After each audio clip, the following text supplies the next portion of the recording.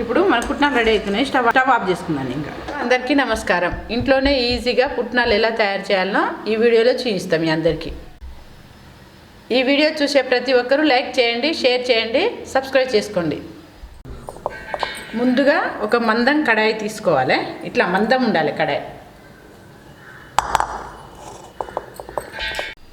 ముందుగా పుట్నాలు తయారు చేసుకోవడానికి స్టవ్ ఆన్ చేసి ఒక మందం కడాయి, ఇట్లా మందం ఉన్న కడాయిని స్టవ్ మీద పెట్టుకోవాలి.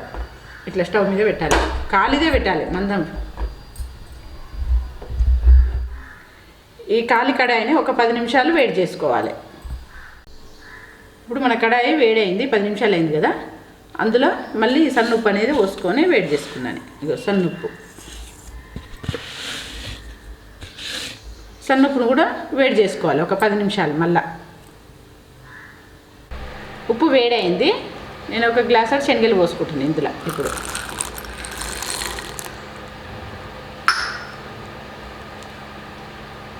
ఇట్లా అందాన్ని శనగల్ని 5 నిమిషాల దాకా ఇట్లా అన్నాక 5 నిమిషాలు ఉంచుదాన్ని. ఒక 2-3 నిమిషాల తర్వాత ఇగో ఇట్లాంటి పప్పు గుత్తుంటే దీన్ని ఇట్లా అనుకోవాలి. అనుకుంటే ఇగో ఇట్లా అనుకుంటే ఏమిటంటే శనగలు పుట్నాలని రెడీ.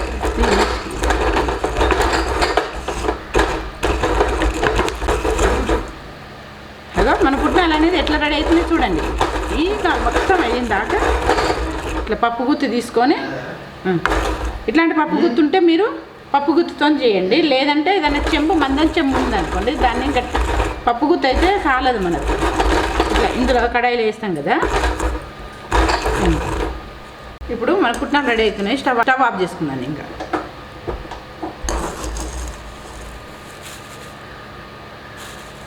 ఇగో ఇప్పుడు మనం ఒకటి ఏదైనా జల్లి లాంటిది తీసుకొని పుట్నాలను ఇట్లా అన్నాం అనుకో, ఉప్పు అనేది కిందికి పడిపోతుంది, శనగలు పైకి లేస్తాయి.